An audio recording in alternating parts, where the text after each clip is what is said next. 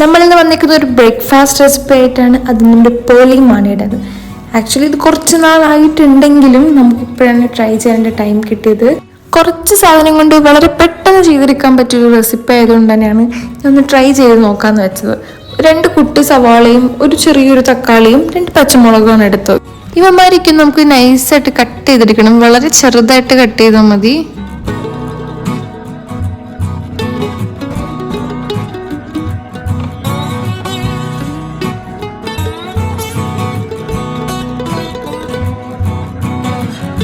ഇതൊക്കെ സെറ്റ് ചെയ്ത് വെച്ചിട്ട് നമുക്കൊരു ബൗളിലേക്ക് 2 മുട്ട അതിനെ പൊട്ടിച്ചൊഴിക്കുക. പിന്നെ കുറച്ച് ഉപ്പ് ഇട്ട് നന്നായിട്ടൊന്ന് ബീറ്റ് ചെയ്തെടുക്കുക. അത്യാവശ്യം ബീറ്റ് ചെയ്ത് കഴിയുമ്പോൾ നമുക്ക് അതിനകത്ത് കുറച്ച് പാലും കൂടെ ചേർത്ത് കൊടുക്കാം. എന്നിട്ട് അതും കൂടെ ആഡ് ചെയ്തിട്ട് നമുക്ക് നല്ലപോലെ ബീറ്റ് ചെയ്ത് കൊടുക്കാം.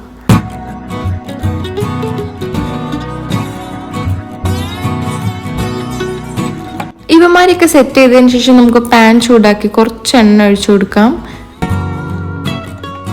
അതിലേക്ക് അരിഞ്ഞു വെച്ചിരിക്കുന്ന സവോളയും തക്കാളിയും പച്ചമുളകൊക്കെ ഇട്ട് കൊടുത്ത് നന്നായിട്ടൊന്ന് മിക്സ് ചെയ്ത് കൊടുക്കുക. വേണമെന്നുണ്ടെങ്കിൽ കുറച്ച് ഉപ്പും കൊണ്ടിടാം കേട്ടോ.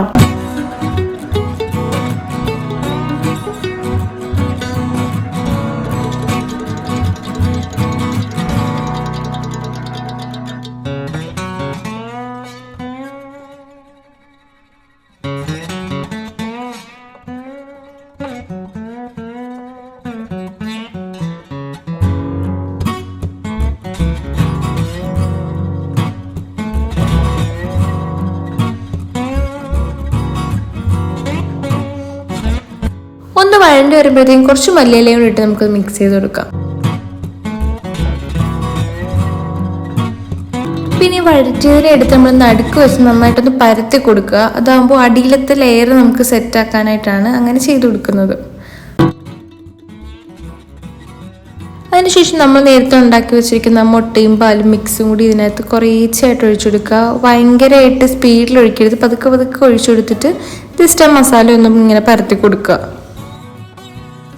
പിന്നെ 1 മിനിറ്റ് നമ്മൾ അടച്ചു വെച്ചൊന്ന് വേവിക്കണം. അതിനുശേഷം നമ്മൾ അതിനെ എടുത്തിട്ട് കുറച്ച് ചില്ലി ഫ്ലേക്സ് അതിലേക്ക് ഇട്ട് കൊടുക്കുക. നന്നായിട്ട് ഒന്ന് സ്പ്രെഡ് ചെയ്തിട്ട് കൊടുത്തതിന് ശേഷം പിന്നീട് നമുക്കൊരു 5 മിനിറ്റ് കൂടി അതിനെ ഒന്ന് അടച്ചു വെച്ച് വേവിക്കണം. വളരെ ലോ ഫ്ലെയിമിൽ മാത്രമേ ഇടാവൂ, ഇല്ലെങ്കിൽ അടി കരിഞ്ഞു പോകാൻ ചാൻസ് ഉണ്ട്. 5 മിനിറ്റ് ശേഷം ഇതാണ് അവസ്ഥ. നല്ല സോഫ്റ്റ് ആയിട്ടുള്ള നമ്മുടെ ബ്രേക്ക്ഫാസ്റ്റ് റെഡി ആയിട്ടുണ്ട്. ഇനി പതുക്കെ 4 വശവും കൂടി ഇങ്ങനെ ഒന്ന് പതുക്കെ പതുക്കെ ഇളക്കി കൊടുത്തിട്ട് നമുക്കതിനൊരു പ്ലേറ്റിലോട്ട് മാറ്റാം. ഇത്രേ ഉള്ളൂ പരിപാടി. നമ്മുടെ easy and super tasty breakfast ready ആയിട്ടുണ്ട്. വളരെ സോഫ്റ്റാണ്, പെട്ടെന്ന് നമുക്ക് ചെയ്യാൻ പറ്റും. അത് വളരെ കുറച്ച് ഇൻഗ്രീഡിയൻസ് വെച്ചിട്ട് മാത്രം. അപ്പോൾ ഇതാണ് നമ്മുടെ പേർലി മാണിയുടെ ബ്രേക്ക്ഫാസ്റ്റ് റെസിപ്പി.